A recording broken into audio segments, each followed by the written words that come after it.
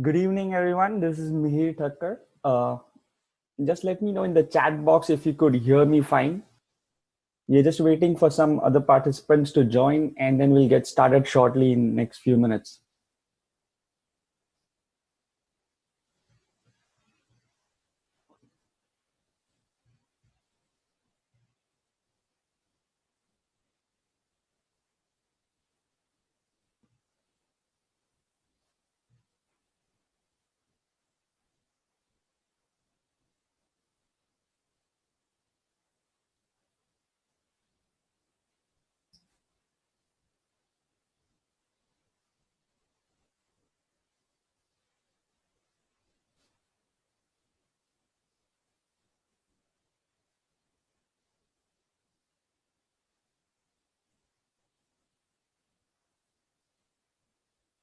Hello, everyone. Just let me know in the chat box if you could hear me fine.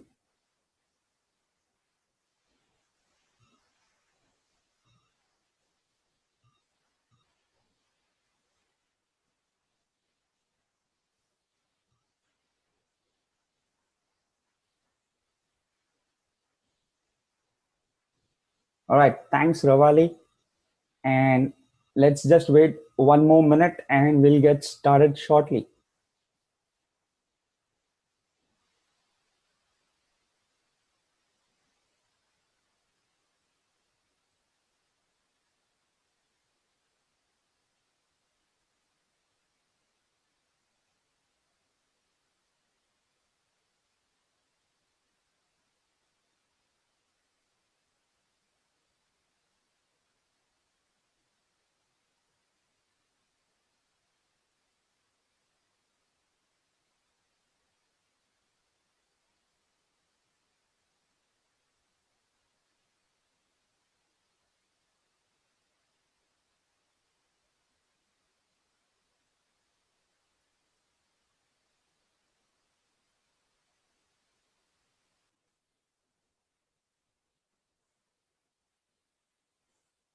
All right. So let's get started for today's course. My name is Mihir Thakkar, and I'm the founder and instructor at Code. And welcome everyone to our first day of course where we will go over introduction to Python. And just to go over some administrative stuff, so last weekend we also had an introduction to Python workshop, and some of you might have been present over there as well. So I suggest that if you were present in the last workshop, you do not have to attend the today's class. But this is a 6 weekend long course, and now tomorrow we are gonna go over how you could build a simple web application with Python. So if you have attended the workshop from last Saturday or Sunday, you do not need to attend today's class. So some folks were confused on that part. So I just wanted to make sure that we are clear on that. And besides that, so for folks who are new, welcome. And now let me just tell you something about us and know what we do. We are an online education platform which is trying to change how students learn programming online. And before I tell you something about myself or not too much about Code Heroku, let me share a story with you.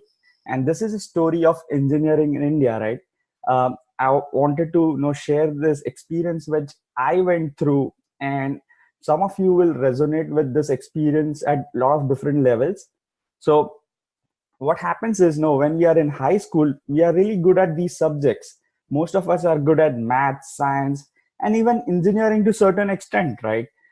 We might not know what engineering is exactly, but we know that we have that analytical and logical skills, and we think, or maybe our parents think that we might do well in them, right? When we might do well in the engineering.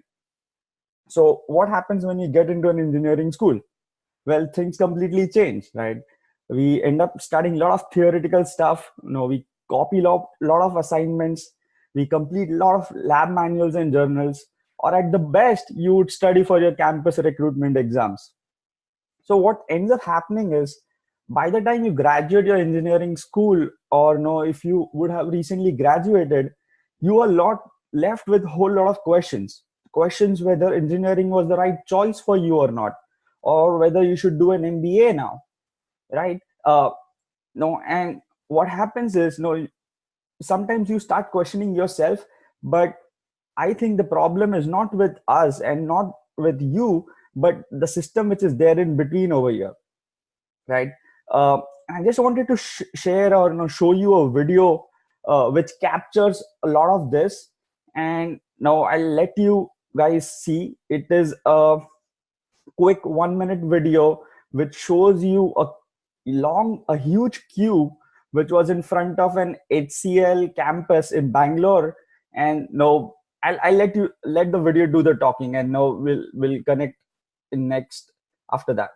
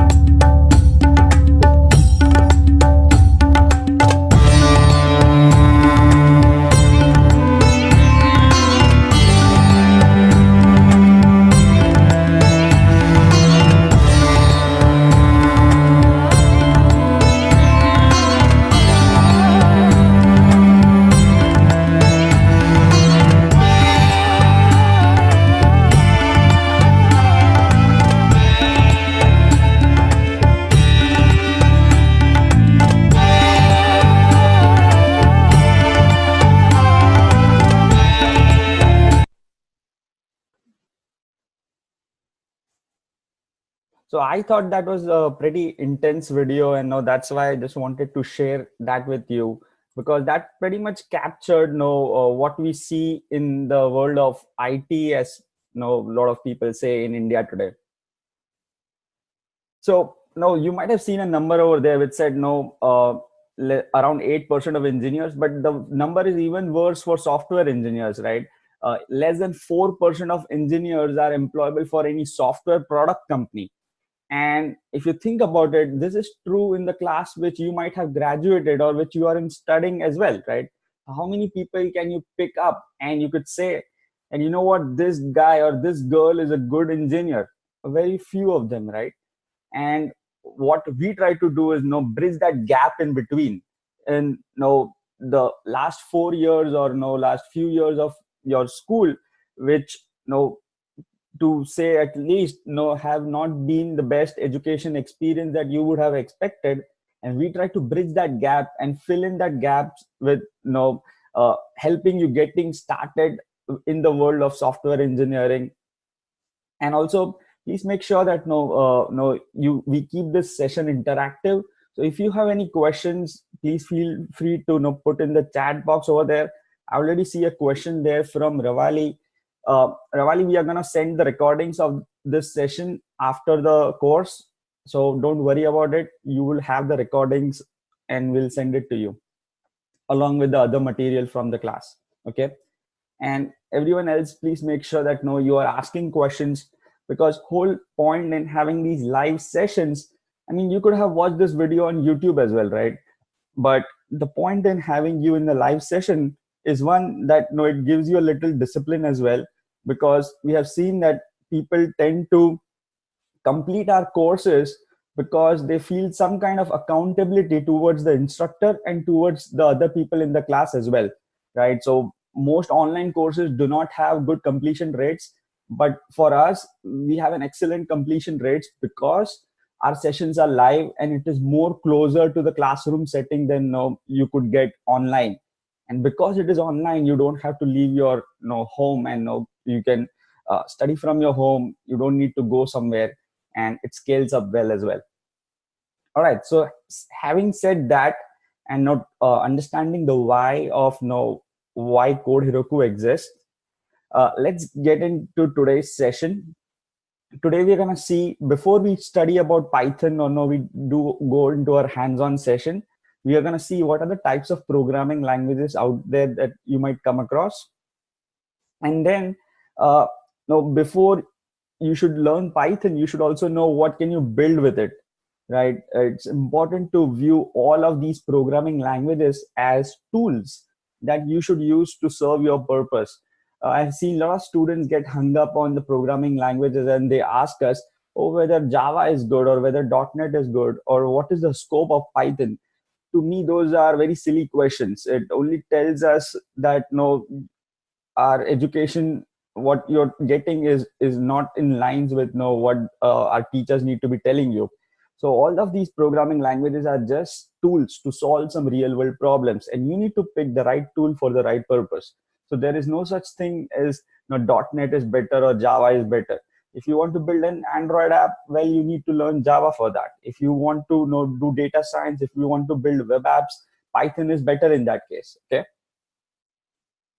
And then we'll also see some basic of Python programming. So we'll do some hands-on stuff. We will do some conditions, loops in Python. And towards the end of the course, towards the end of today, you will be able to build a Who Wants to Be a Millionaire game, or the way we say it, Kaun Banega Karodpati. It's a mini quiz that you will build using whatever you have learned today in our today's course.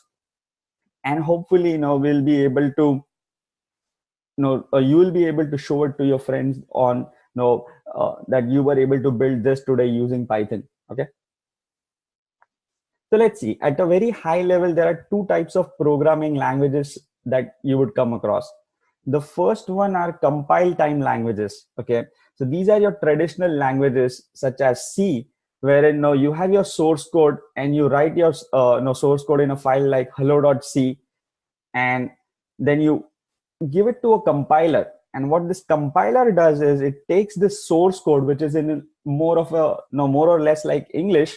It will convert this to something called as a machine code. A machine code is essentially a collection of ones and zeros. Some people also call it binary code or executables. So this compiler takes in the source code, makes goes through it, does whole lot of checks, understands what you're trying to do over there, and generates a machine code which a machine can understand. Okay, that's the reason why it's called machine code, because it is the closest form that you could get to a machine.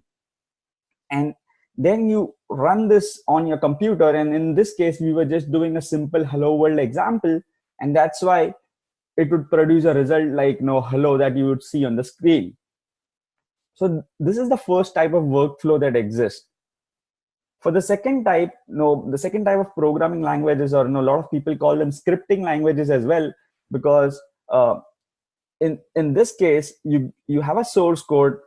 Again, this could be languages like Python, where you have your file in hello.py, and you give this file to an interpreter. And what this interpreter does, it is also a piece of software which is sitting on your computer. And what it could do is it could generate the results what you are expecting without generating the machine code itself, right? So think of it as a program or an app which is running already on your computer, and you can tell this app what do you want to do. If you want to print hello world, you could just tell this app print hello world, right? And it has those binaries built in, and it knows how to do that without generating the actual machine code. So at a very high level, these are the two workflows that exist. And please make sure you ask me questions on this slide, because on the following slide I'm going to show you some differences, and I'm going to ask you a lot of questions based on what you are understanding on this one. So at very high level, two types of programming languages: compiled languages and interpreted languages. In the first one, your compiler goes through the entire source code at once and it generates a machine code. Whereas in the second one, your interpreter, now this block is replaced by an interpreter, and it can take the source code. It is also a program which is running on your computer, and it can generate results directly without no generating that intermediate machine code over there. Okay, so let's see what are the upsides and downsides of using each of these type of languages. So compiled languages are generally faster to execute than interpreted languages. And again, I'll take you back to the slide before this, and I'll let you think, why am I saying that compiled languages are faster to execute than an interpreted language? So if you have the same task and you write the code in C versus you write the same code in Python, it will execute much faster in C because it is a compiled language. And why do you think am I saying so? So let me know in the chat box. So why do you think that is so?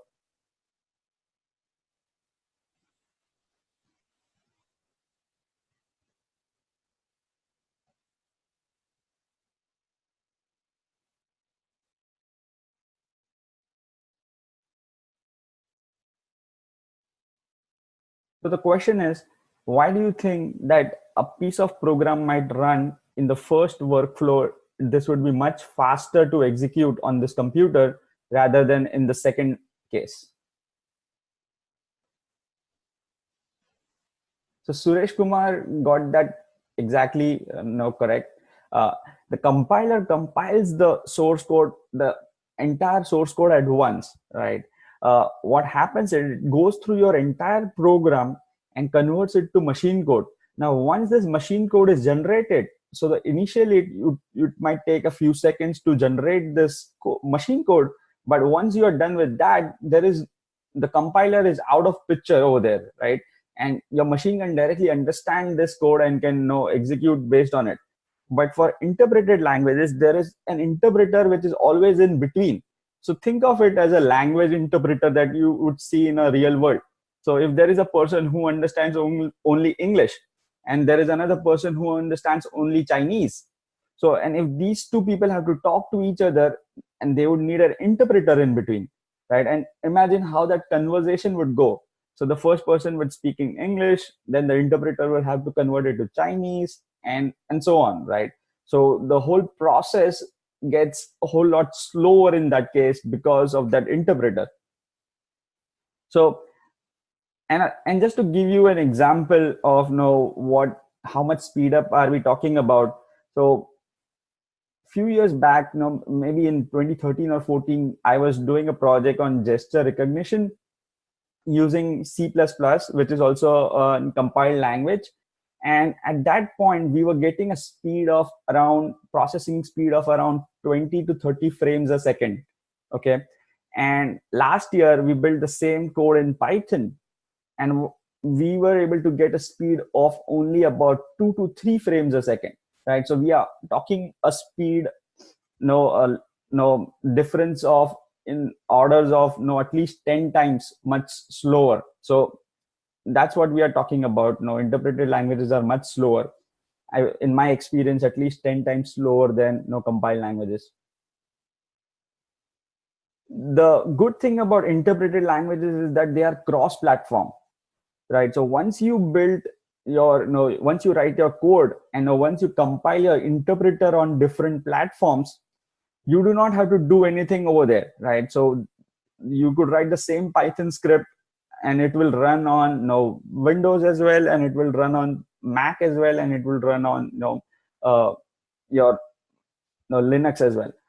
But for compiled languages, you have to compile your C program on every computer. You can't just give an exe file from Windows and it won't run on Mac, right? So compiled languages are not cross-platform. You have to compile them. I mean, you could write the same C program at different and again, there are different standards for that as well. So not necessarily that if you write a C program on Linux, it will compile without any errors on Windows. That is definitely not the case. So compiled languages are more reliable than interpreted language. And again, I would want to stop at this point and let you think about this, because guys, if I just tell you these things, you will forget them shortly. Now, maybe in next 1 or 2 days, you might forget them. But if you think about it and stress your mind, you'll remember this for much longer. So think about it. Why am I saying that compiled languages are more reliable than interpreted language?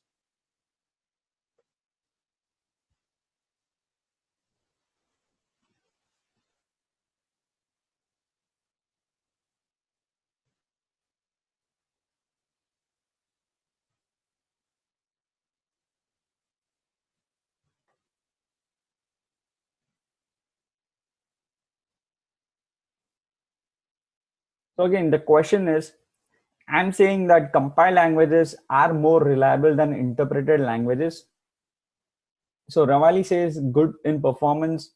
So we are not talking about performance here. We are talking about reliability of programs which are getting executed. So let me just tell you. Let me just go back over here. So if you think over here, let's say if I write 100 lines of or 1,000 lines of code in compiled language, and the same, a similar program in an interpreted language as well.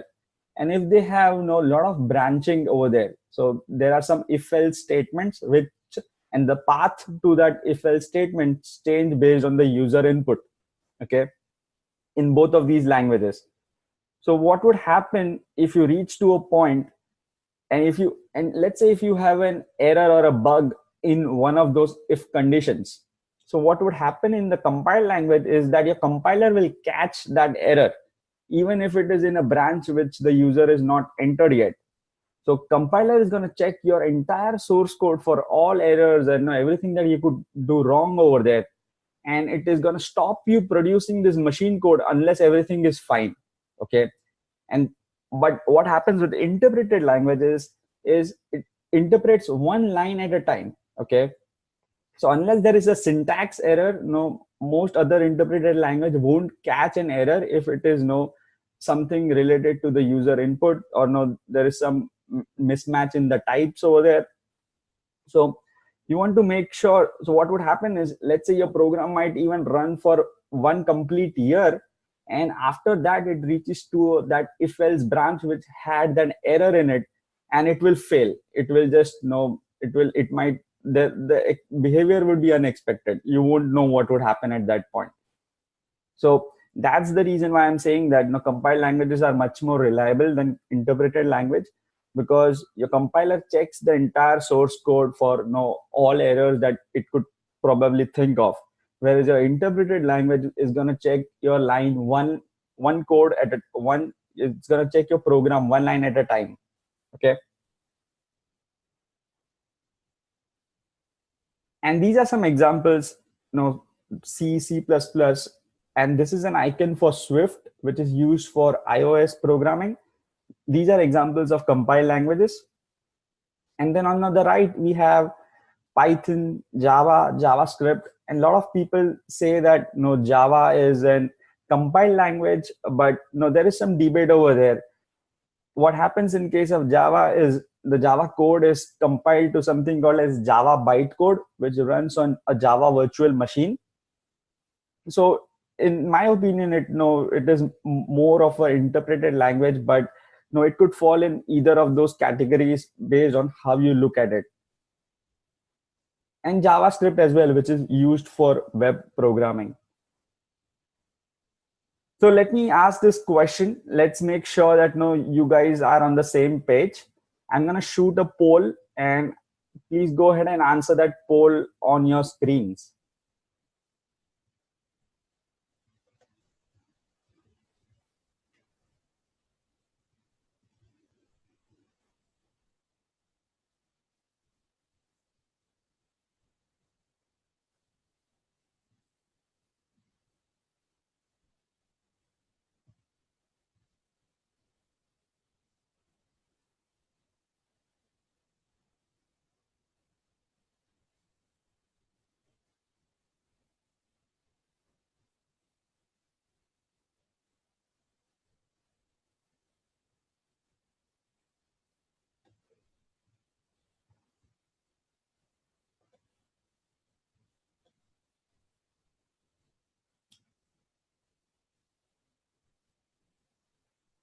All right, so seems like most of you have answered over there. I'm going to end the poll now and share the results with you. So most of you got it right over there. Interpreted languages are not faster than compiled languages, right? As I said over there, the speed up is in the range of at least 10 times more with compiled languages that compared to interpreted languages.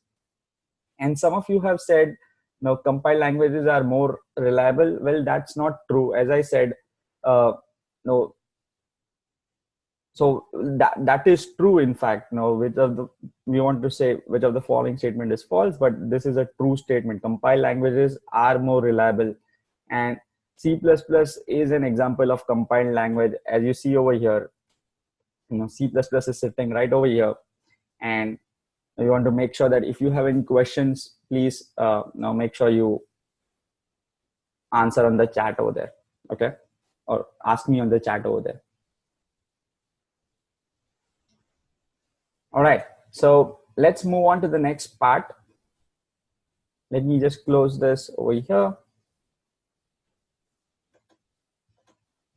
All right, so let's come to Python, and let's see why is it so interesting, and why you should even bother learning it. Because I have been telling you that interpreted languages are less reliable, they are less speedy, right? But then why am I teaching Python? Why are we learning Python, which is also an interpreted language, right?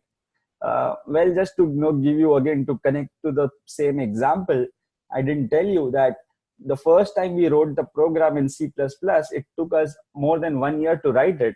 But when we were doing it last year in Python, it took us less than maybe 1 week or so, right? So that's the amount of difference we are talking about.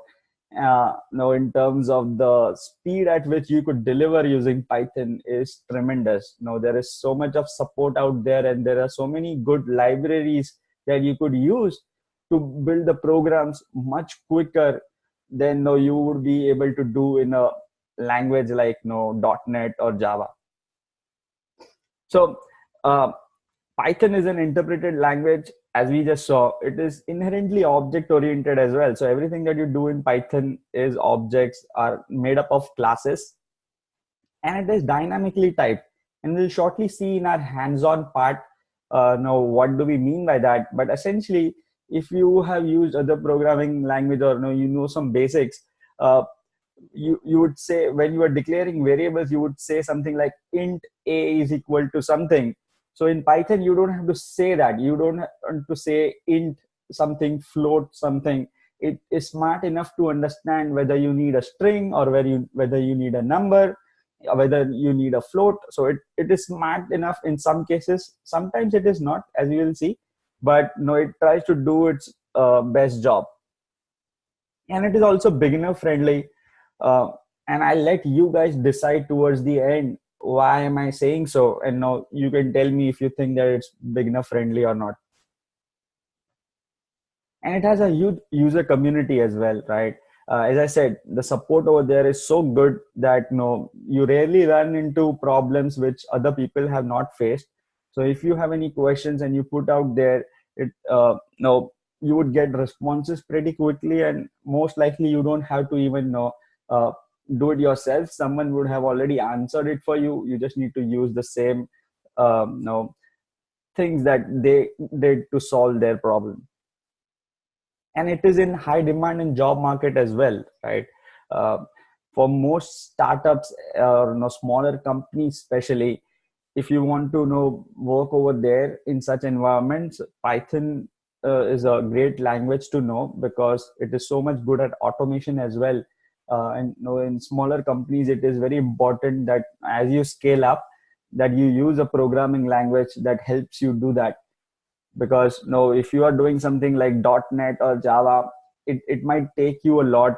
There is a lot of initial learning curve as well in these languages, but with Python it is not so.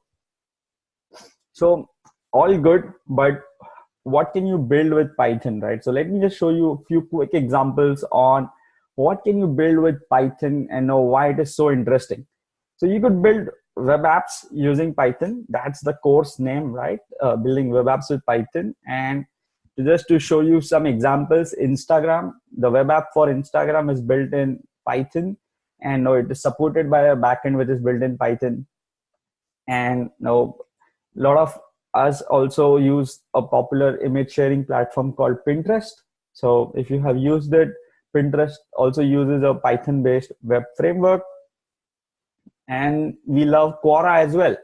And Quora is built using Python on its backend. It uses a Python-based web framework to deliver its content. And Python is really good for data visualizations as well, and specifically, in the field of machine learning or physics or science, it could be really helpful to visualize what you're trying to say over there. So these are just some examples of visualizations using a popular library called matplotlib in Python. And you could build some games as well. They won't be at a level of let's say an Xcode or no PlayStation game, but if you want to try out a few concepts that you have in your head, you could do those in Python. You could build maybe a multiplayer game or something along those lines. Okay. And I think one of the most interesting domains, or a domain where Python has completely taken over, is robotics and IoT, which is robotics and Internet of Things, right? So I'm showing a few examples from on top. We see the Raspberry Pi session. We see a Raspberry Pi board, and then we have robot operating systems. And what you would what I have seen is, it is the Python as a language has taken over this field. It is very difficult to find someone who is building something in the robotics or IoT space in language like .NET or something else. Uh, Robotics engineers and roboticists and uh, IoT engineers love Python. Most of the tools that you will find will be built in Python if you want to work in this space. And for machine learning as well, right? A lot of you have told me that they are interested in learning machine learning, and Python is one of the best tools to get started with it. So here is an example from one of the visualization libraries in Python, and now we are showing a clustering problem over there. So, and now just to tell you guys as well, we did a few courses, or did a few sessions on introduction to machine learning as well. So if you go to our YouTube channel, you will find those videos on getting started with machine learning. And this is showing you an ecosystem of algorithms which is based out of scikit-learn library in Python, which is also one of the very good tools to build your algorithms at a very high level. And here I'm showing you an example of an unsupervised or reinforcement learning machine learning algorithm, and this robot is trying to teach itself how to walk. And this is out of a library called OpenAI Gym in Python, and now you could do some interesting visualizations with this library as well. So here's another quiz for you. I'll let you guys answer, and then we'll go ahead.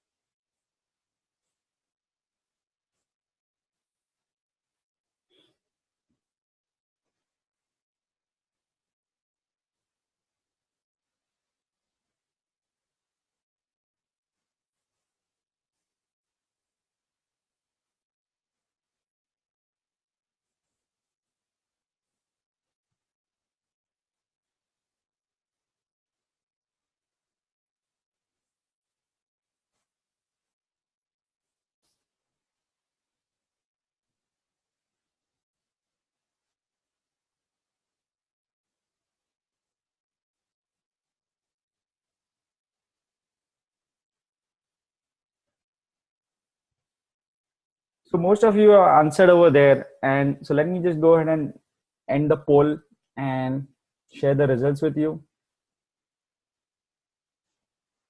So Python is best suited for machine learning applications because it is so easy to use, and it has a vast number of packages and community support as well, right? And the second and the third one are definitely not correct, because Python, as we saw earlier, Python is not the fastest programming language for sure, and it is not the most reliable as well. As we saw in our previous quiz and our previous examples over there as well. If you have any questions and you answered those, please make sure that you ask me on the chat window, because we want to make sure that everyone who is leaving from this class today has a good grasp on this and have a solid understanding of what we are doing.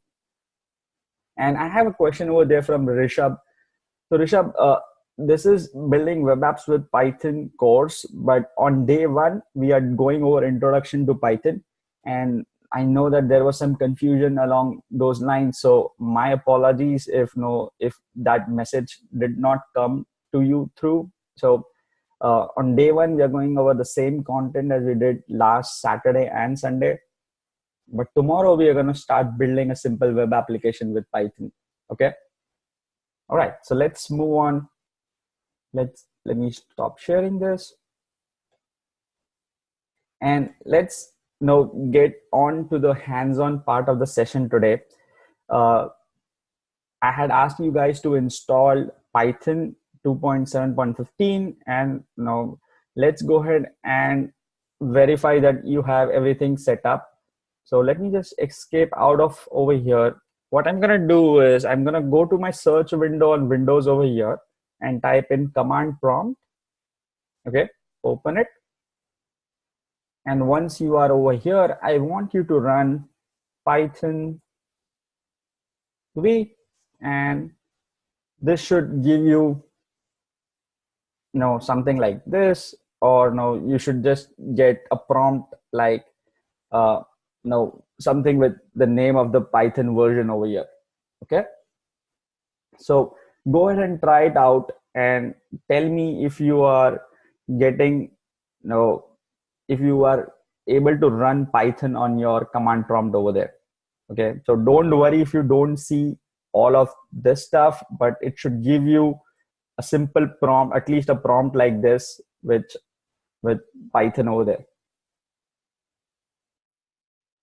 Let me make sure I clear this. Actually, it might be much easier for you to see it.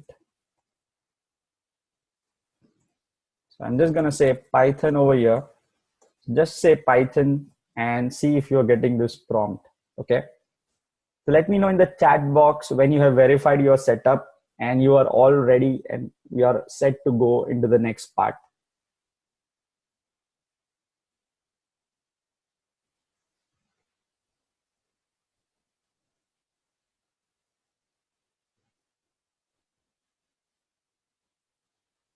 So I hear from Ravali that she is done. Guys, everyone else, please let me know as well when you are done.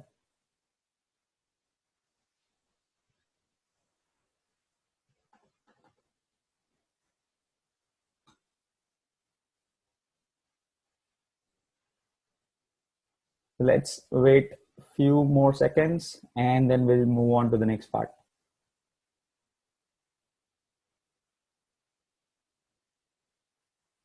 So Kanya, version 3.7 is okay. You might have to do a few slight modifications over there from what we write, but it should be good. And I'll let you know what changes you need to do. But Python 3.7 should be fine as well.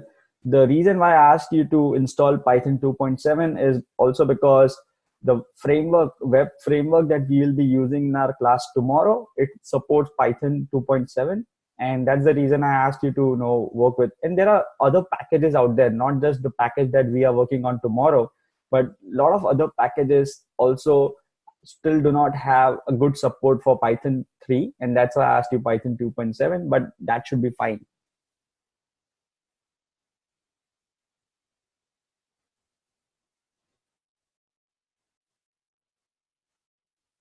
So Lakshmipati Rao, what you could do is, you could either just reinstall it, right? So just reinstall the Python and make sure that while you are reinstalling it, there is an option to add to the path, and that will fix the problem for you. Or you could just quickly go there and add Python to your path by you could just go over here, say environment variables, and just say edit environment variables, and you'll see a path over there, and just add the Python path over there. Okay. All right, so let's move on to the next part. Let's do a few simple things, right? So let's do the simplest thing that you could do over here. So let's just say 2 plus 3, right? We got 5. So Python makes a good calculator as well. So in case you feel geeky enough in front of your friends and you don't want to use a Windows computer, the calculator with Windows, you could open a Python and do your math over there, and they'll be pretty impressed, I guess. And you could also do multiplication, right? 2 times 5 is 10. So all good. And let's do something that a calculator can't. Let's do a simplest thing that you could do with a programming language. Let's do a simple variable. So let's just say a is equal to 1, right? So now if you say a, it is going to tell you 1 again, right? And note over here that I didn't say int a is equal to 1 over here. As I said before, Python is a dynamically typed language. So it is smart enough to understand. So if I say now type of a, it is going to say int, right? Because it was smart enough to understand that I wanted a as an integer over there. Okay. Now what happens if you say a is equal to Mihir now? And if you say a, it will give you Mihir, and also type of a, it will give you string, right? So not only it was able to understand that I want a string over there, you could change the type from an integer to a string, right? Which is not very common in other languages like C. So can you guys tell me actually over here, what is the error that you would get if you were doing this in C, and if you define and declare a variable as a different thing again? What is the error? What is the name of the error that you might get over there, that you would get over there?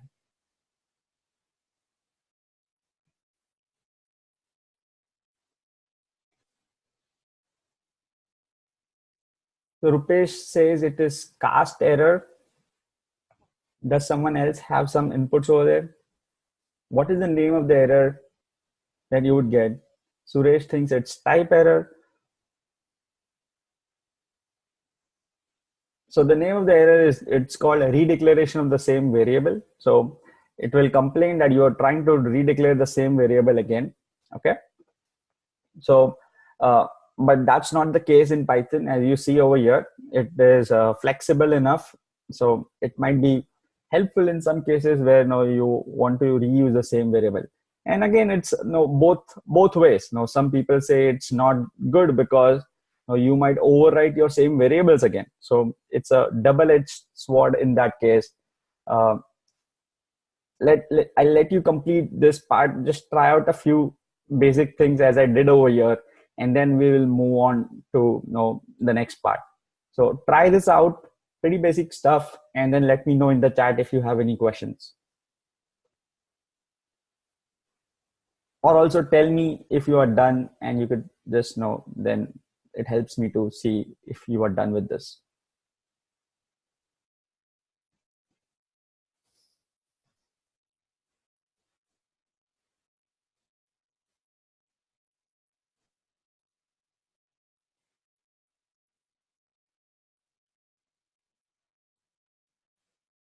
So Rupesh and Deepak are done.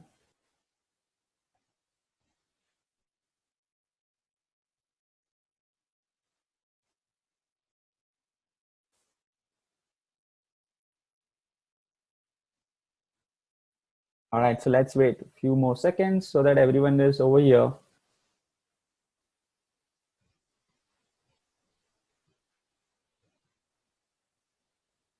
All right, so it seems like most of you are reaching over here. So let's close this window for now. Okay, let's close this part.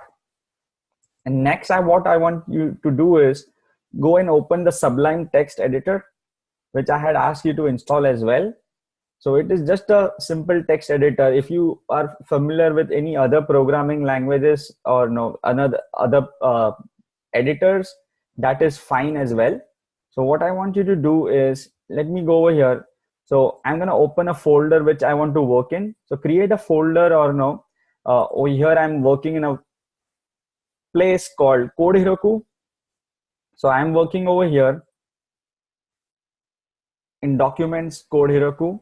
Okay. So what I want you to do is open Sublime and then say File, If it is already not open, you could say new file, or you could, if you see a blank window, you could say file, save as, and I want to work in this folder over here, hello documents code Heroku, and I want to name the file as hello.py over here. Okay, so I'm just opening a new file and saving it as hello.py in the folder where you want to work in. Save this, and you could write your first comment over there. So the reason why we write comments is, these are kind of notes to ourselves. So let's say after 2 years, you are looking at the same program and you might be wondering, I don't know what I was doing at that point, right? So this will help you to recollect what you were trying to do. So I'm just going to say, this is my first Python program. All right, so save it and let me know once you reach to this point. Just open up a new Sublime text window, or if you are doing, if you're using some other text editor, that is fine as well. As long as you are comfortable with it, it is okay. And save this file in a folder where you want to work in, and then say, this is my first Python program, and let me know in the chat when you are over here.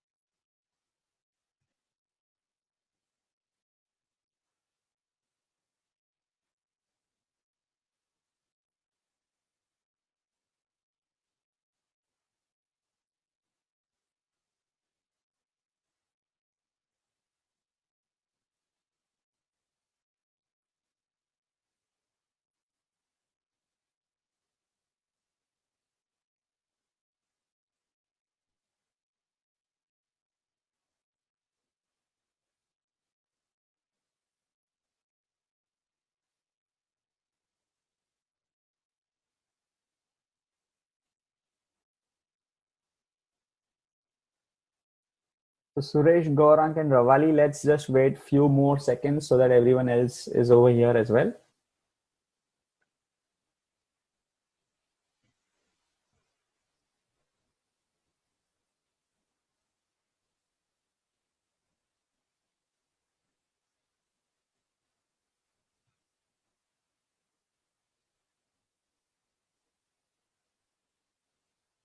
All right, so seems like most of you are getting to this point.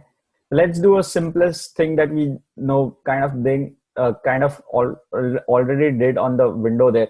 And again, so that let me not forget over there. So the window that we saw before, where we did on the command prompt, so that is called as a Python interactive shell. Okay, and it is a handy tool which allows us to try out a few simple things, but we don't want to write our entire programs in that window over there, right? That's why we opened a Sublime text editor, which is something similar to Notepad, and we open this and we are going to write our programs over here, so that it becomes much more manageable. We don't have to do on that window over there, right? So but in some cases, when you want to try out a few simple things, it is a handy tool which not other programming languages like Java or .NET provide, right? So it is very useful in some situations. So having understood that, let's write a very simple program over here. So I'm just going to say a is equal to 1. Okay, let's just add two numbers. Okay, I'm just going to say a is equal to 1, b is equal to 2, and then let's say c is equal to a plus b. As simple as that, right? There is no fancy stuff. There is no hash include something, or there is no int main, as some of you might have been doing in C++. Simple plain English, and then you just say print a plus b. As simple as that. Okay, And now if you are using Python 3, now you might have to do this, because the way the print function is over there is, you need to use the parentheses over there. But if you are on Python 2.7, as most of you are, you just need to say print a plus b. Okay, so save it, complete this, save it, and now let's go ahead and run this. So what we want to do is open the folder where you were working in. So I was working over here, and this is the file where I wrote my program. So now look carefully over here, what am I doing? Okay, so I'm gonna press the shift button on my keyboard. So I'm gonna say shift, right click. Okay, so this will give me an option to say either open command window over here, or in this case I'm getting open PowerShell window here. Depending on the version of Windows you are, this might change, but one of these two things, open command window over here, or you could say open PowerShell window over here. So just open that, and let's just wait a few seconds for this to load. Okay, so once you are over here, what it is telling you is that you are already in this path over here. Okay, so you are already in this directory. Now all we need to say is just say Python and give the name of the file. So in our case, the name of the file was hello.py, right? So just say hello.py and then run it. And as we see, we got the 3 over here. The only thing that I don't like is I should have said over here, you could say addition is, and then you could say this one. Okay, let me just go ahead and run it again. I'm just gonna say Python hello.py. So the way I did that was just press the up arrow key on my keyboard, and it would give me option to say Python hello.py. And as I said, as we see, we got the addition is 3. So complete this and let me know if you have any questions. It should be pretty straightforward over there. Okay.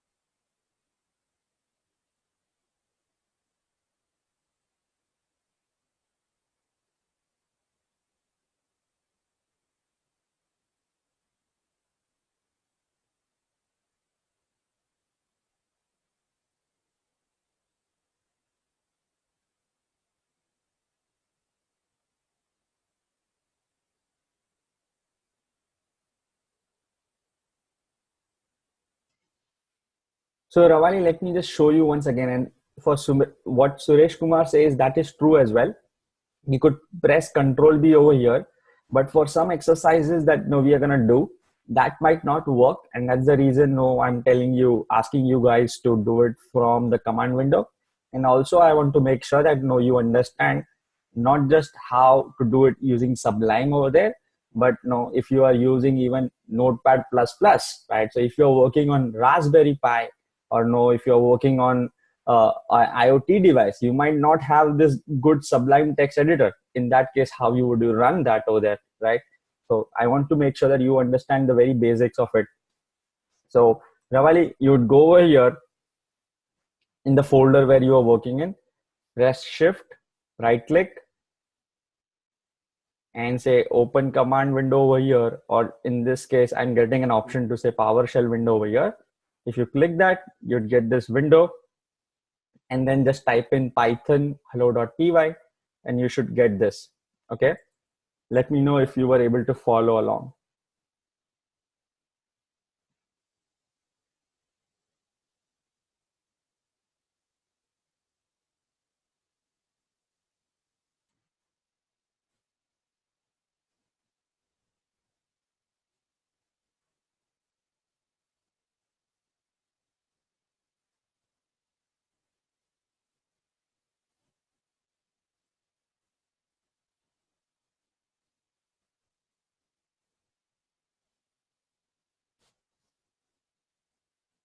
So Rupesh, let's wait for everyone else to complete this part as well.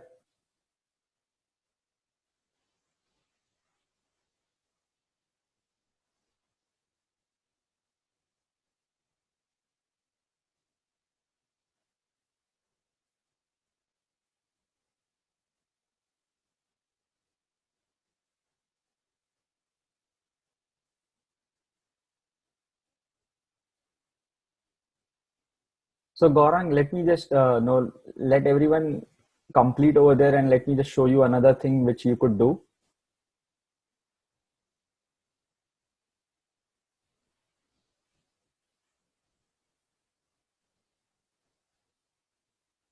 So for everyone else who is getting this part, don't worry about it. I'm just going to show Gaurang what another way to do this, another way to do the same thing. But for everyone else, don't worry about it. I'm just showing Gaurang another way to get to the same point. Okay, so what you could also do is now go to this folder over here and copy this path where you are in. So you could say copy, C drive, the path to this folder. So copy it, and then again open your command window over here from your search box. So you could say command prompt in your search box over here, open it, and then you could say cd and then paste it over here. So right click, it should automatically paste, or you could say control v, try it either of those, and then just press enter. So now again you are in the same path over here, and now you could run python hello.py from here as well, and you get the same result. Okay, so this was for Gaurang if you are not able to open the PowerShell window. Okay, for everyone else, you don't have to do it. I'm just gonna close this window over here again. Okay, let me make sure I have this open, and I'm just gonna wait 10-20 seconds more so that everyone catches up until this point. Okay.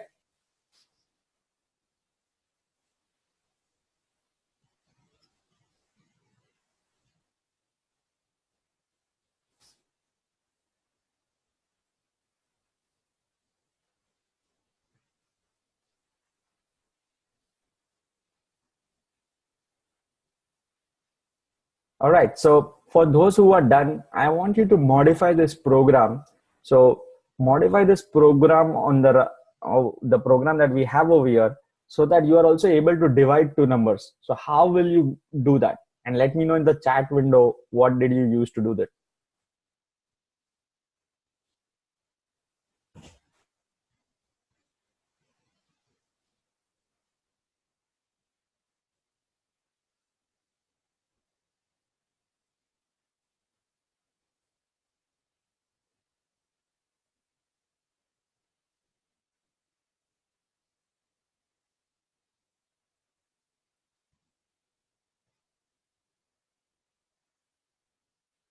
So again, the question is, how will you modify this program over here, which is a very simple program that we have written, so that instead of adding two numbers, we are able to divide two numbers as well.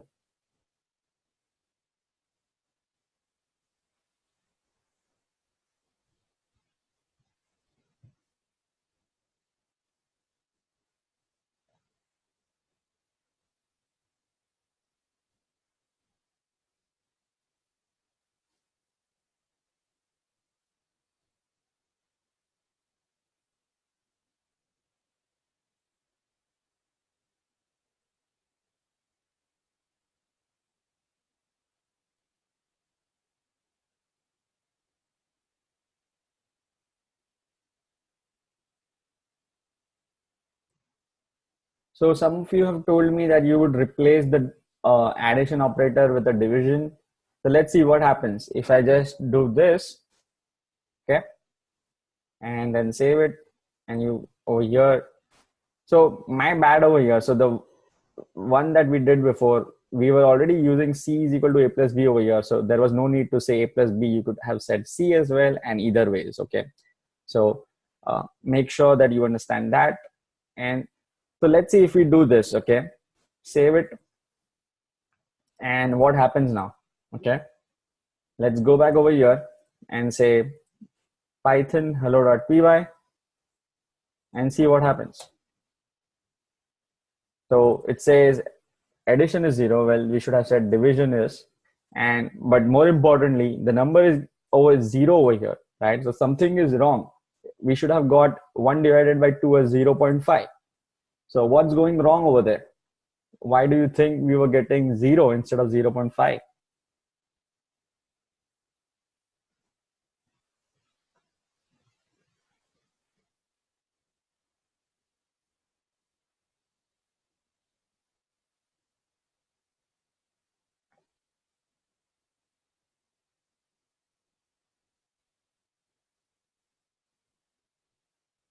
So Rupesh thinks because it is an integer.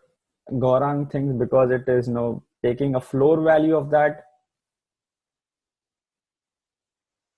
What do everyone else think? What does everyone else think?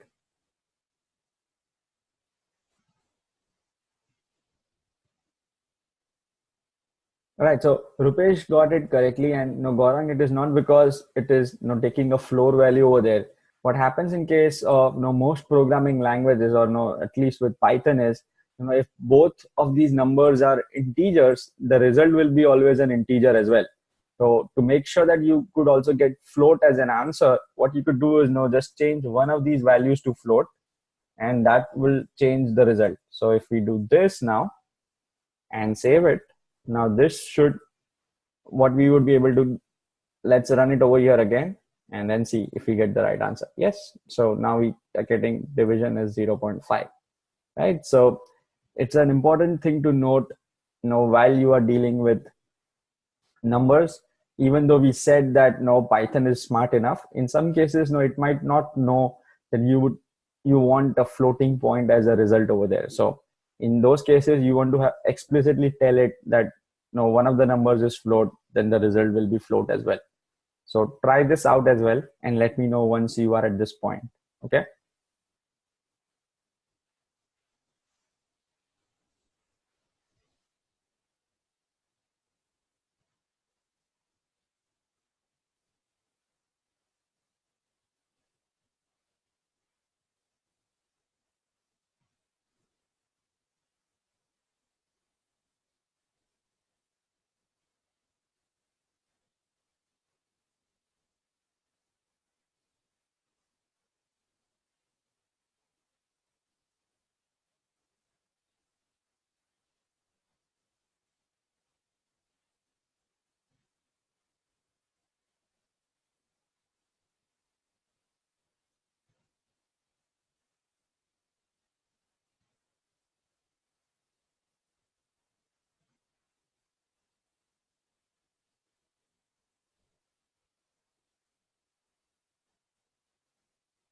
So Kanya, yeah, that is true.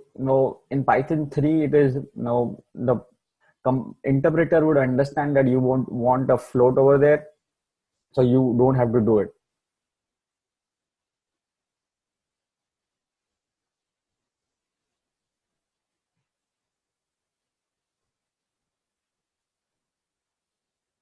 So let's do something more interesting, right? So over here we were hard coding these numbers in our program itself. But what if we want these numbers from the users? So in those cases, we need to use a function which is similar to scanf. If you are familiar with C, is now we want to take a input from the user. So to do that, what we could say is instead of one over here, what you could say is raw input. Okay. And if you are using Python 3, you just need to say input in that case. Okay, just say raw input, enter the first number. Let me make sure I am doing this on full screen. And then we'll say, instead of 2 over here, we're going to say raw input, enter the second number. All right, and everything else remains the same. So then C is equals to A divided by float B, division is C. So all this remains the same. Now let's go ahead and run this and see what do we get. Let me clear the screen, and to do that you would say CLS. Okay, with CLS you could clear the screen out, and then let's say Python hello.py. Okay, you could also press a tab over there to just auto complete that part. But then let's say Again, let's do the same thing. Let's say 5 divided by 2. Oops, we missed out something over there. It is telling us unsupported operands string and float over there. So what is happening over here? Why did we get an error which is saying no unsupported operands over there?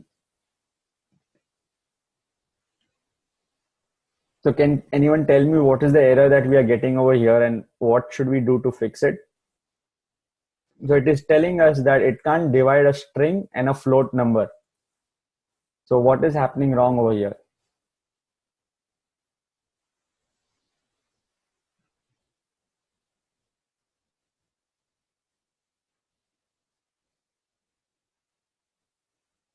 So Rupesh got it right. We need to convert both of these things to floats, because what is happening is this raw input is taking the user input as a string, right? And we need to convert that to float as well. So if both of these numbers are float, then you should not get that error. So let's try it out. So let's say float A divided by float B, because now both of these numbers will be float. We converted them both from strings to numbers, and now we could divide them. Save it. Let's go back over here and then say Python hello.py. Enter the first number 5 divided by 2, and we get 2.5 again as we expected. Okay. So try it out and let me know in the chat window once you are done.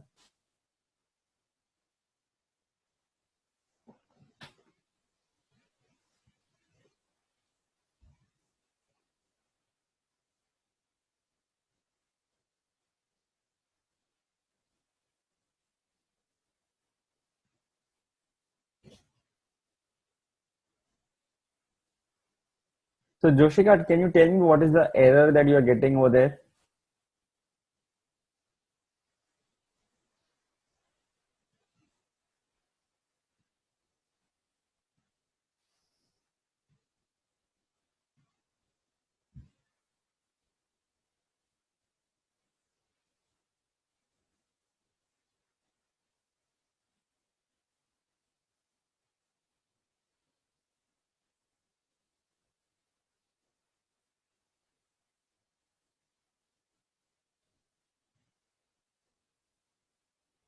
So Joshika, in that case, you might be on Python version 3.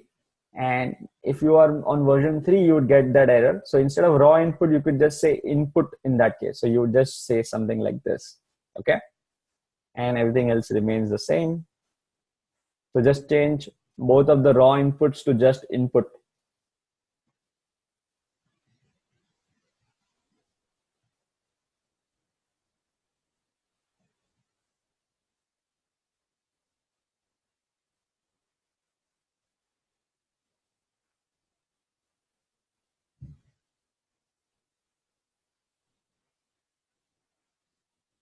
All right, so I'm just gonna wait few more seconds so that everyone else is done. I think Joshika is done as well.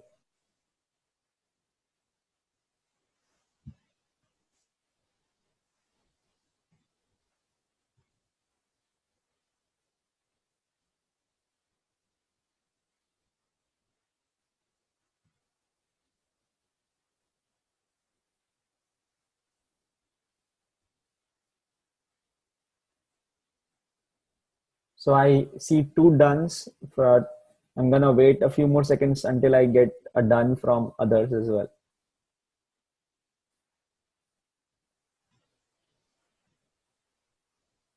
All right, so seems like most of you are reaching to this point.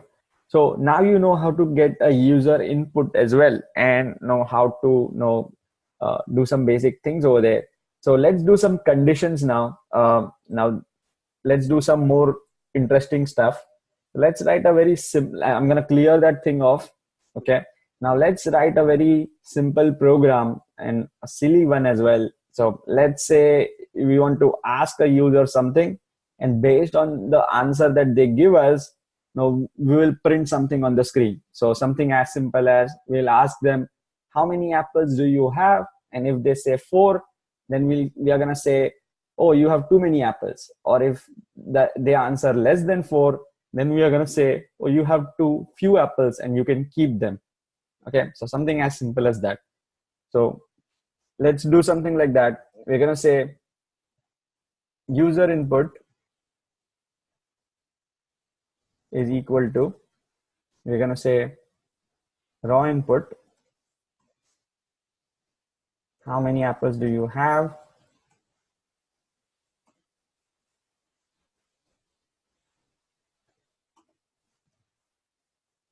Okay, and also this is going to be a number, right? We want to make sure that we do this int, or no, we cast that to int and then say, so again, you see what I did over here. I wrote two functions in the same line, which is not possible in all programming languages, but with Python you can couple multiple functions together. So I took the raw input and converted to an integer in the same line over here. Okay, I'm going to say I took the user input, and then we want to say if user input. This is how you write conditions in Python, pretty straightforward. If user input is greater than 4, you want to say, and then you make sure you add a colon over here, right? So that's the syntax piece of it.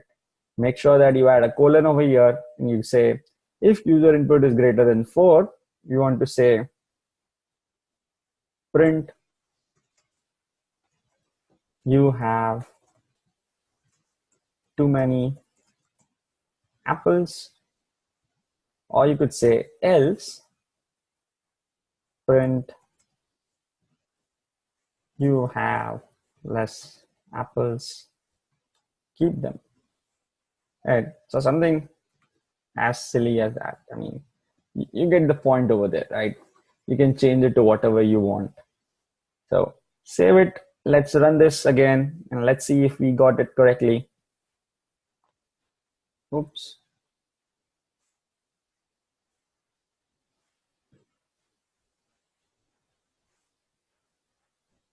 So let me clear my screen. I'm going to say Python hello.py. And how many apples do you have? Let's say 5 over here. And it tells us you have too many apples. Yeah, that's what we would expect. So try it out and let me know once you are done.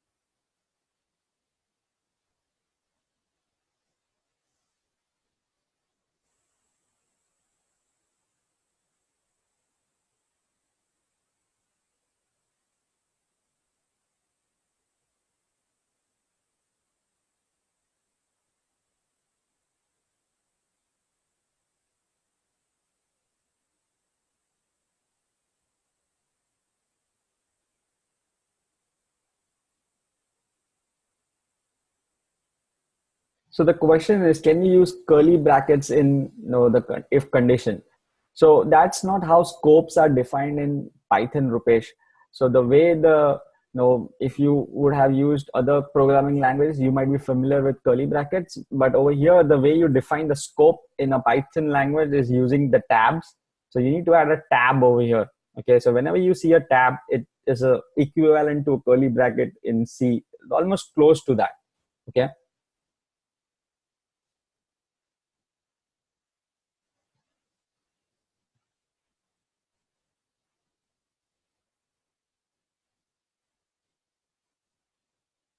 All right, so let's just wait. I'm going to wait a few more seconds and then we should be good.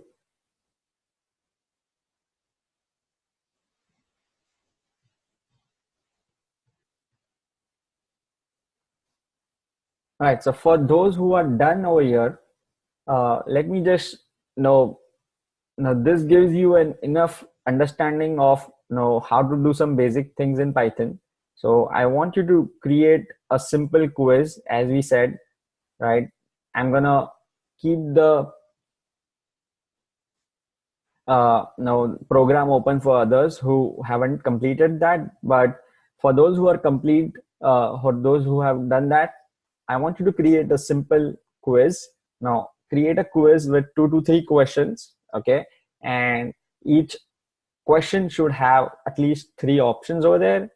And if the user answers it correctly, they get 1 point. And if the user doesn't answer correctly, they don't get any points. And in the end, I want you to print the final score of the user. Okay. So go ahead and try this thing out and let me know if you are facing any difficulties. I'm gonna be waiting over here to help you guys. So if at any point if you're thinking about something on the way you should do it, please know let me know in the chat. So I'm taking a few questions from the chat over there. Gaurang is asking, will indentation work over there? So it is the same thing that I'm talking about, right? So to indent on the file over there, you press a tab. So does that make sense?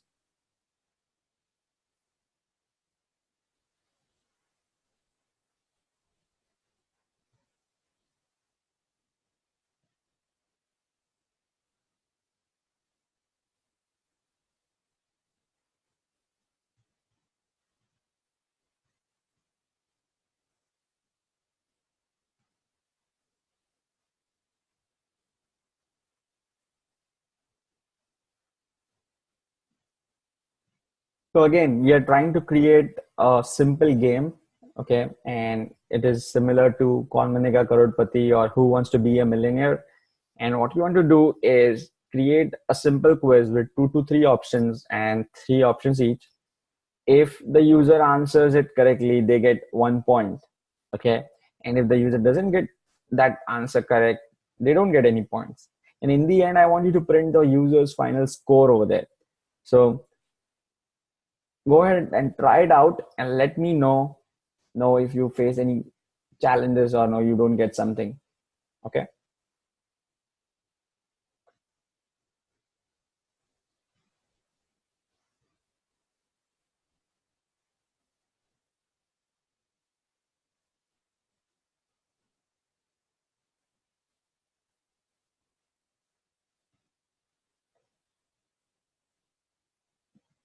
Let me just open up the previous code as well in case some of you are still working on that one, or no, if you want to see that as a reference.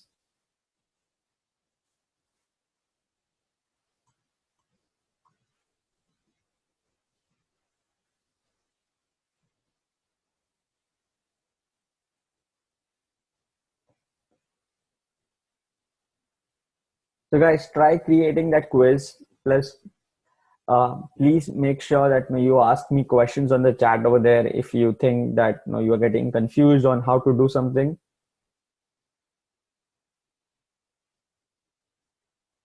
We want to create a simple quiz with at least 1 or 2 questions. Add 2 questions over there with 3 options. If the user gets the correct option, you increment the user score by 1. If not, then you just say it was the wrong answer. You don't do anything. And then in the end, you want to display the user's final score.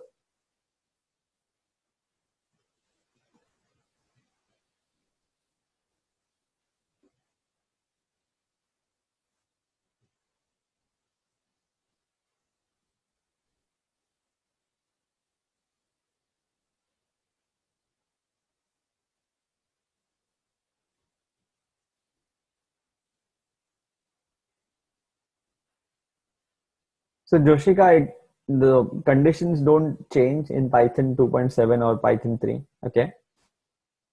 You would write them the same way.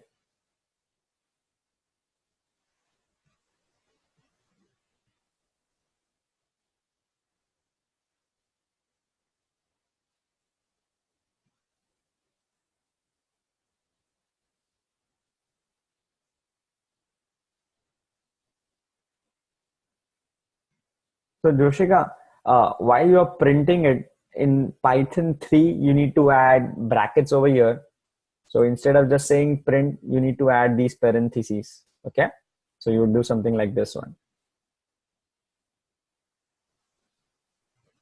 And Ravali, to answer your question, so what you could do is just have characters over there. So you don't want the user to type in the entire option. you could just say A, B, C, and D. You could give three options, and the user can enter either A, B, C, or D. Does that make sense?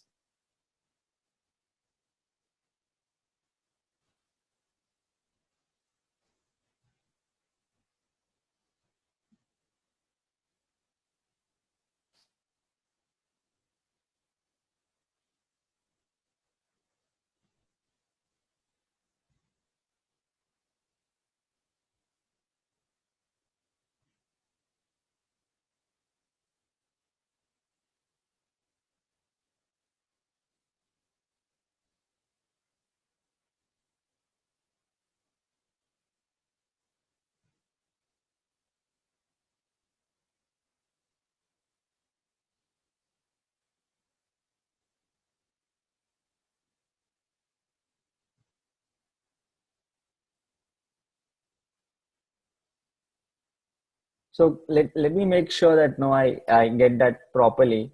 No, I'm not sure if the there is something changed right now in the new version over there, but let me make sure. So you could say, and guys, no, it's not going to be possible that no any of your instructors in the field of programming would know everything. So in those cases, I want to make sure that I enable you to give you a platform so that you could go and look it up yourself as well.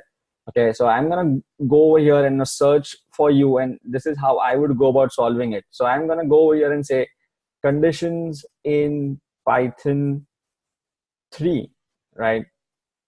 And let's go over here and say, let's go to the first condition over here, which says if then else, right? And as you see, it's pretty much the same thing over here, right? So it is nothing different than what you already have over there. You want to make sure that you are giving a proper tab over here, right? It is nothing different than what we are already doing. Instead of printing over here, make sure that no, you are using the parentheses.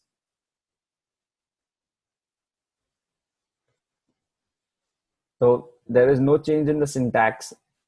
If you could just, what I could also do is no, just paste this no line over here, or what you could do is no, just paste your program over there as well. So what I'm going to do is just paste this thing over here, and let me make sure that you are getting this correctly. So this is what you would do on Python 3.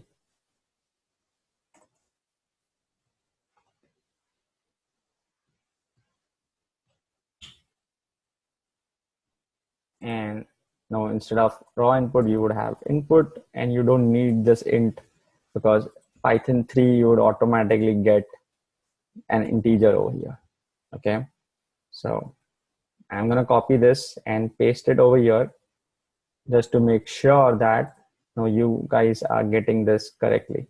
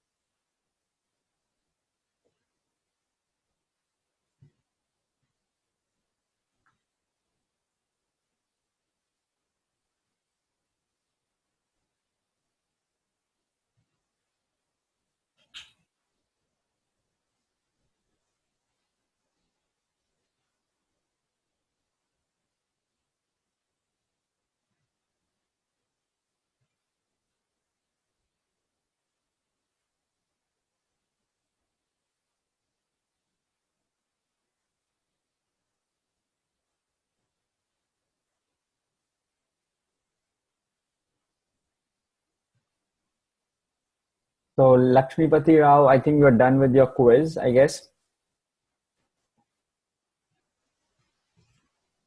So let's wait a few more seconds, and then I'm going to start doing it for others who have not been able to follow up until over here.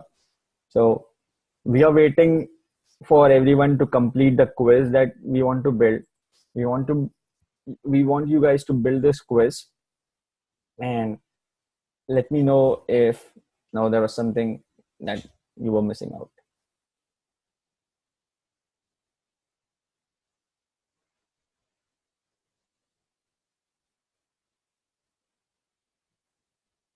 Yep, Tanya, so glad to know that you were able to get that working.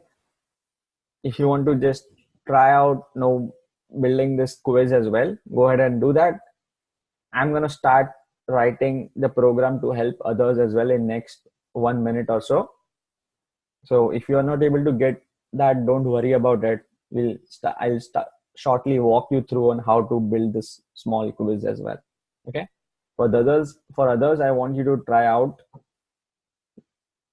and ask me questions if you are not able to follow something.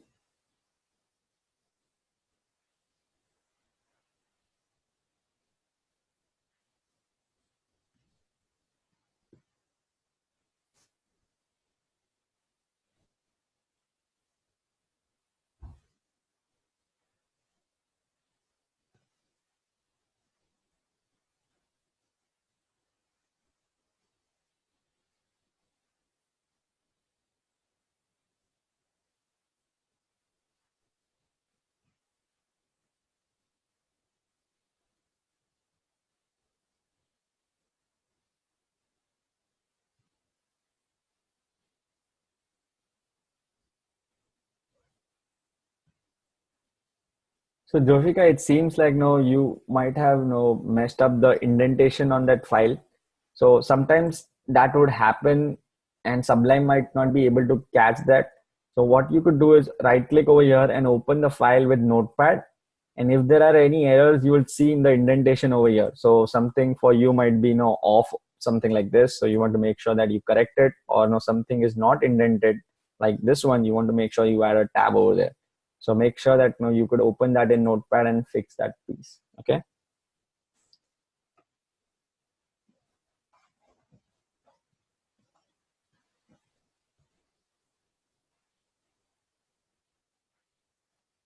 All right. So let me go ahead and write that program for you.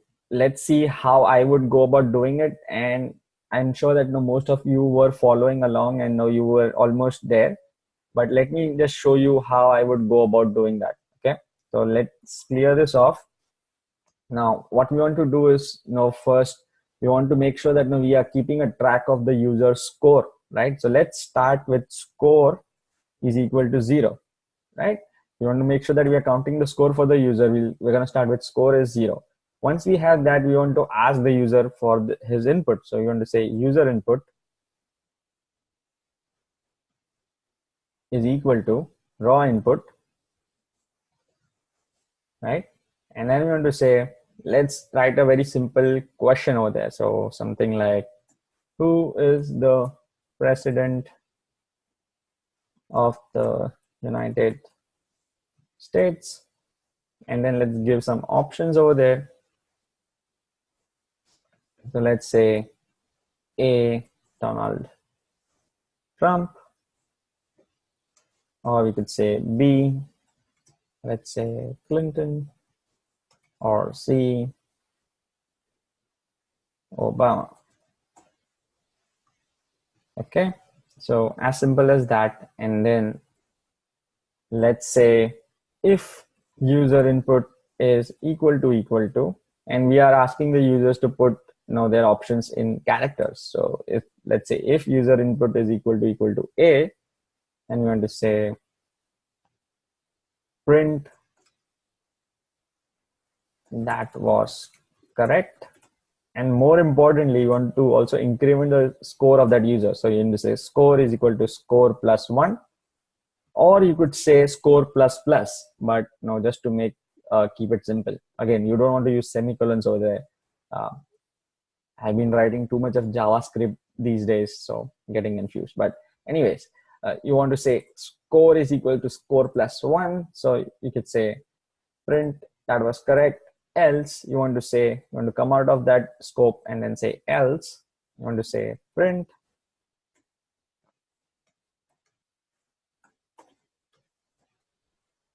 that was a wrong answer. So pretty straightforward. And for the second question, you could do the same. So I'm just going to copy the entire thing over here and add it as a second question. let's just change the question over there. So instead of saying who is the president, we could say something like something as silly as let's say what is my favorite color, right? Something stupid there, but serves the purpose. You could say red, blue, green, and then I'm gonna say, let's say my favorite color is blue. So if user input is equal to B, then you have to increment the score. That was correct. And in the end, what you want to say is print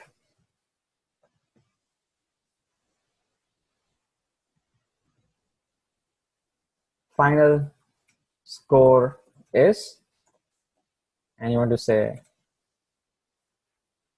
score over here, right? So I'm going to take a few questions from the chat over there shortly. I just wanted to make sure that I go over this properly. Okay. So let me just save it and let's go ahead and run this. So I'm going to open this piece over here and then get on the side over here.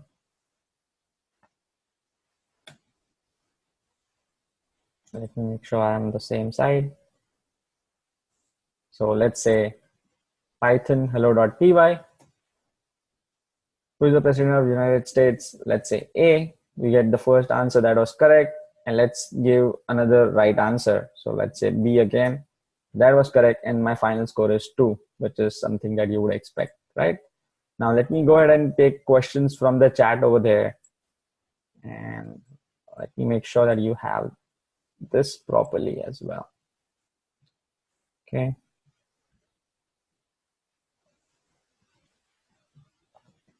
So it's not generally a good practice to add these many line breaks over here. I'm just doing that so that you guys can see this properly. Okay. So, okay. So Lakshmipati is asking why aren't we using an IDE, a full-fledged IDE for this? So my philosophy generally when I'm teaching programming and specifically for beginners is to have it as simple and as many less tools as I could, because once you start, when our students start seeing these IDEs, what happens is there is a notion which gets into our minds that to do Python you need to have this IDE on your computer, right? So a lot of us when I was getting started in programming, we used to do C on a IDE or a tool called as Turbo C, right? Which was in back those days it was pretty old, and I don't know if you have seen that, but that got a notion into my head that to run C programs I need to have this blue thing there, right? To run maybe Java you need to have Eclipse, which is not true, right? And that's something that I want to avoid over here. I want to make sure that all our students understand that programming language and the tools that you use to write the programs are two different things over here. Okay.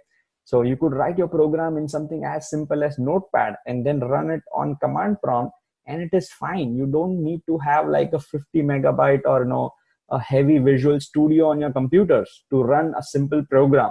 Okay. So I want to make sure that everyone understands this properly, and that's the reason I don't tend to use any full-fledged IDEs or no integrated development environment, as what Lakshmipati is pointing out over there. Okay, does that make sense, Lakshmipati Rao?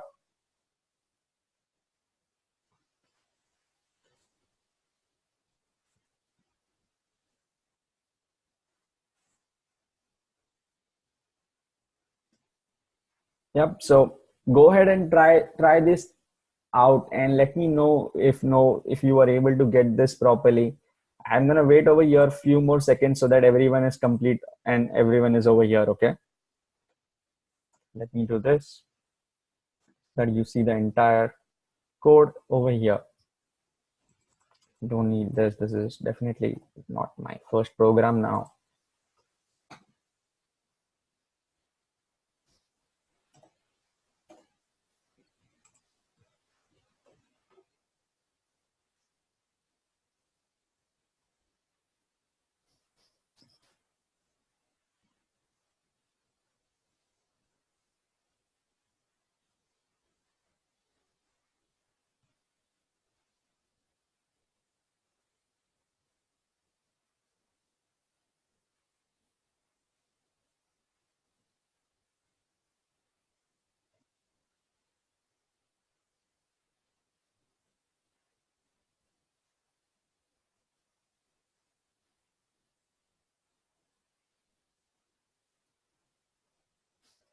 So guys, let me know once you are done with this, or know if you face any challenges, or know if you run into errors. I will be more than happy to assist you and walk you through.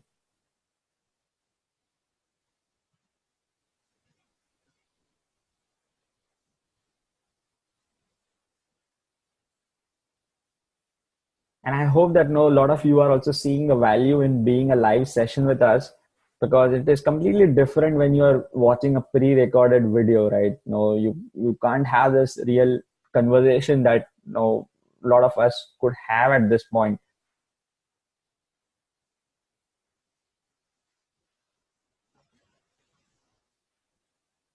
So Ravali, it's fine. There is nothing wrong in using tools, but the point I just wanted to convey, before when I was talking to Lakshmipati Rao is, you want to, as long as you understand that those are not necessary, but something that you are using for your convenience, till that point it is fine. Okay, once you get that, no, it's fine. You could use as many tools as you want for your convenience.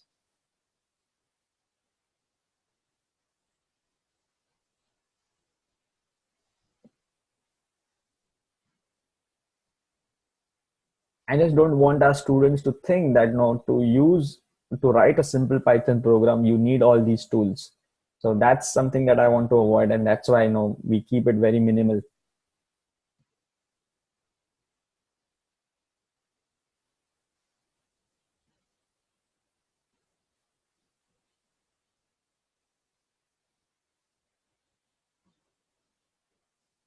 So guys, let me know once you are done.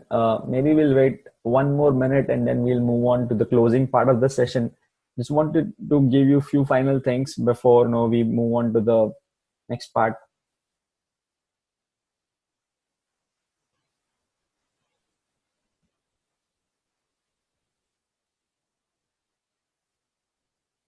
So Ravali, you won't need PyCharm for when we do the building web app tomorrow. Uh, you won't need it, but no, it's fine, I guess. So tomorrow you would see that and if you feel a need of using a tool like PyCharm for that, then go ahead. But I don't think you would need it. I think it is much more easier just to do it in a text editor than for. I mean, it's personal preferences as well, right?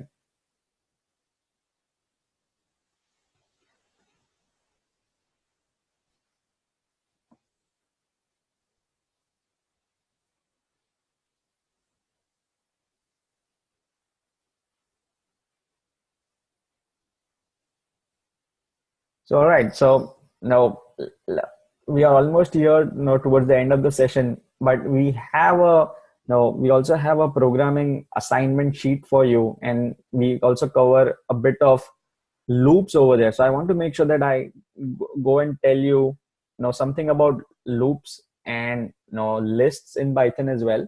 Okay. So I'm going to clear this part over here, and hopefully I have a backup of this, so I'm not worried about that. So let me just close this. I'm gonna remove everything. Okay. Let me show you something about lists in Python. So lists are similar to arrays that some of us are familiar in C. And the way you write a list is, you could say my list is equal to. So you could say 1, 3, 4, and let's say Mihir over here, right? Which is very unusual. So in other programming languages, you can't have integers and strings together. But Python allows us to do that. You could have multiple complex data types as a part of a list. And why do you need list? So sometimes what happens is it is not possible to declare variables for everything. So for example, let's say you are defining roll numbers of all students in a class, or you want to define a variable which stores the marks that a student receives on all his subjects. So in that case, it doesn't make sense to create 7 or 50 different variables. It just makes sense to create one variable and store all the numbers in them. So a list is generally a collection of similar objects that are logically grouped together. So over here, let's do a very simple program. Let's just say if I want to go over each item in this list, how you would do that. or no, each element over here, how would you just go over each one of them? So to do that, you could say for, and this is how you would write a for loop in Python. It's a very simple syntax over there, just like you have the if statement. So you could say for item in my list, and again, where am I getting this item from? It could be something else, it could be something XYZ, it doesn't matter, it could be your name, it could be anything. Okay, so over here I'm saying for item in my list, you want to say, you want to give a tab over here, okay, and then say print item, right? As simple as that. So for every item in this list, print item over there. Okay, so let's go ahead and run this. Let's see if we get the expected result. I'm gonna say python hello.py, and as you saw, we got all the elements from our list printed out over here. Okay, so try it out. This is the final no exercise from our today's class. Once you try it out, I'm gonna also show you, walk you through a final assignment sheet that we have from today, so that it gets you prepared for the class tomorrow as well.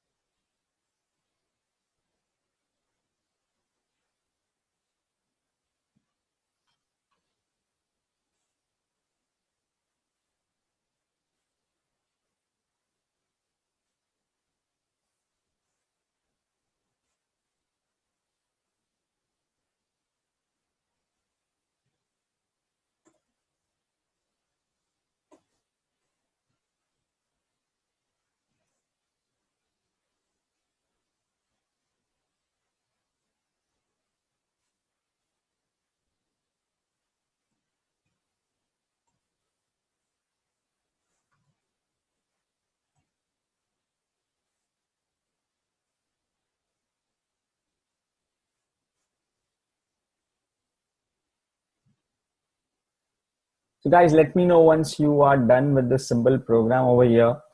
And just wanted to show you a few simple things with how to iterate over the list over there. Okay.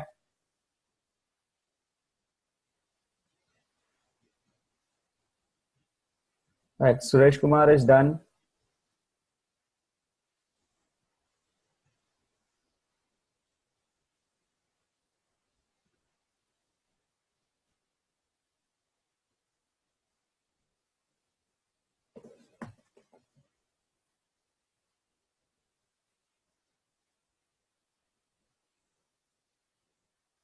All right, so seems like most of you were able to complete that part, and hopefully you were able to get a good sense of how to do some simple things with Python today, and to make sure that you also follow up and you have something to do tomorrow morning as well. So I'm gonna paste this a link to this assignment sheet over here, and I want you to complete this and submit it to me at hello@codeheroku.com. Okay, so let's go over this sheet first. Let me make sure that all of you can open this. So click on this, and you should open this. You should be able to open this sheet over here. So this is the assignment sheet from our today's class, and I have the first two are pretty straightforward over here. And remember that a lot of these things, almost all three of them we have not covered in the class today. But the whole point in having these workshops is to provide you that platform on which you can learn further.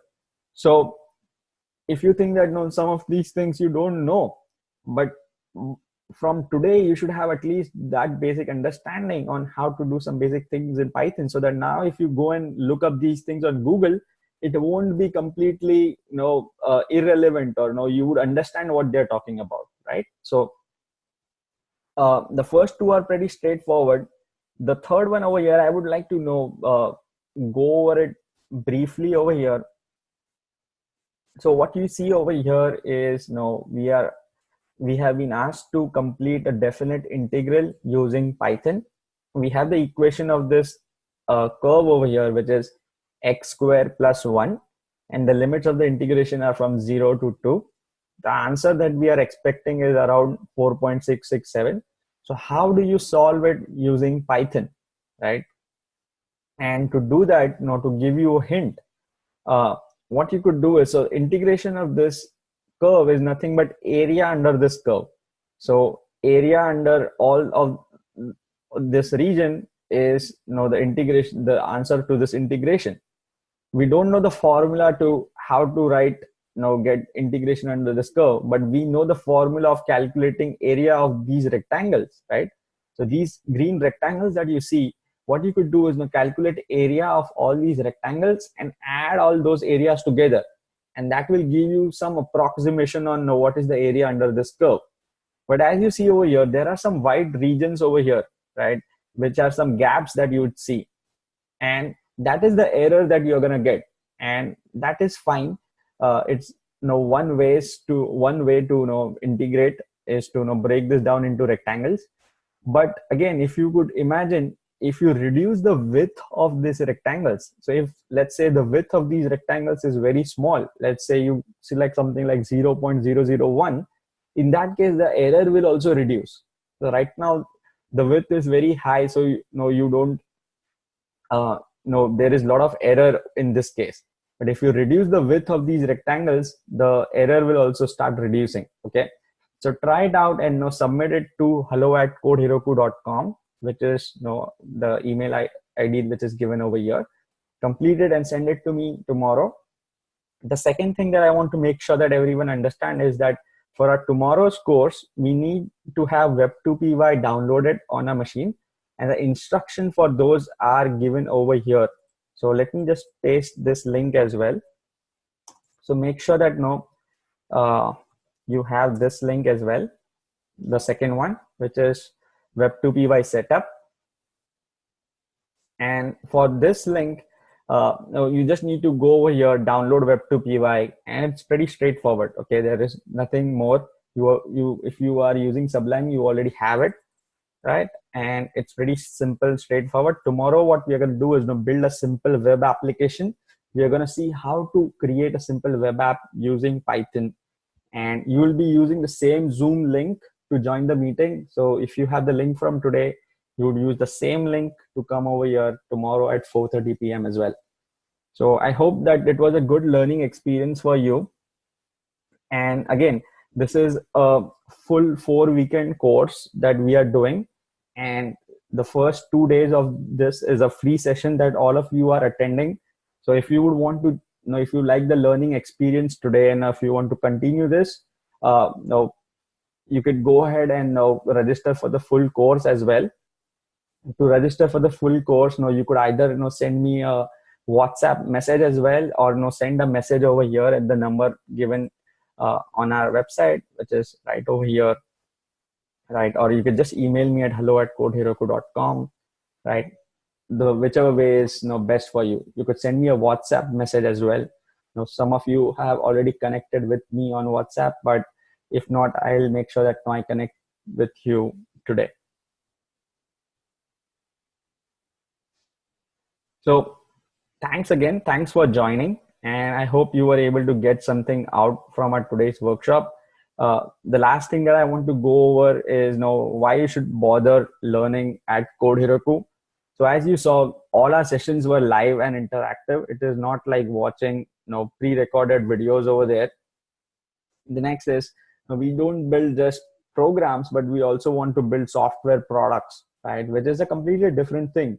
There are a lot of tutorials out there, a lot of programming classes out there which will teach you C++, Python, or even .NET.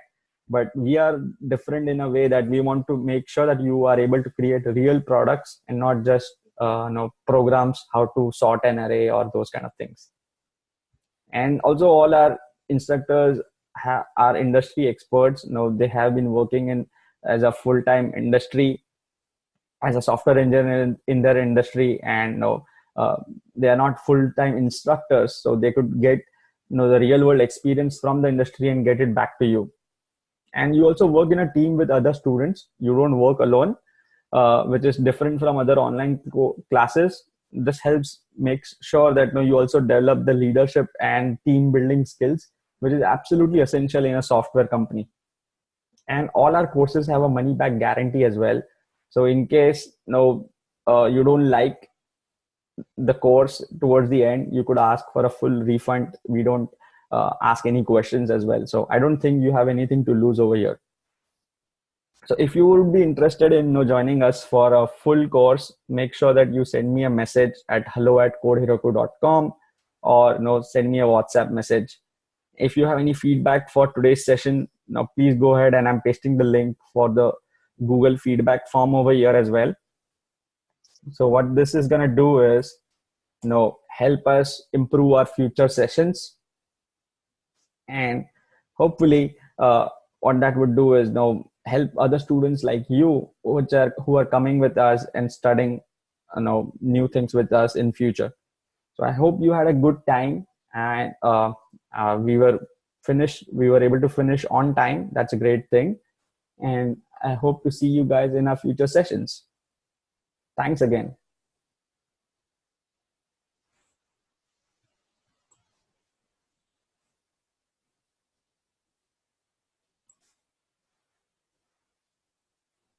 Thanks, Gaurang. Thanks for attending the session.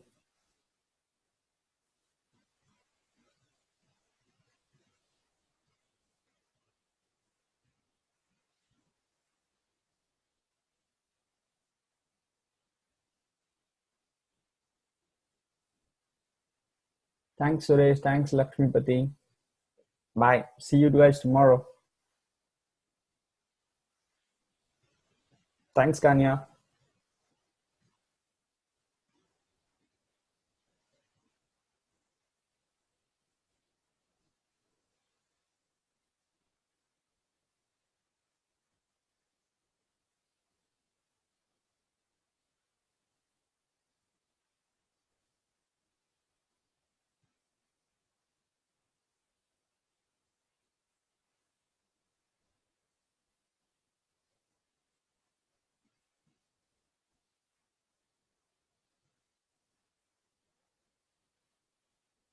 And guys, I'll be waiting over here to answer any questions that you might have. So if you have any questions, I'm over here, and feel free to ask me.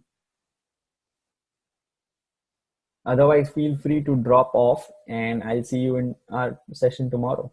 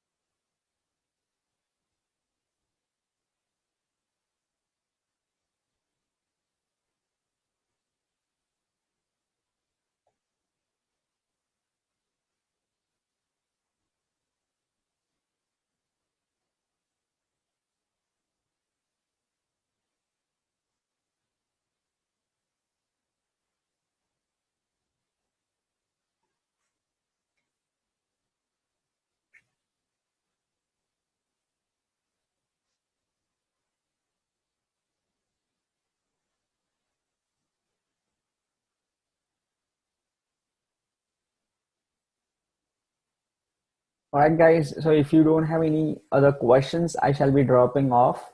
Looking forward to see you in a session going tomorrow. Bye.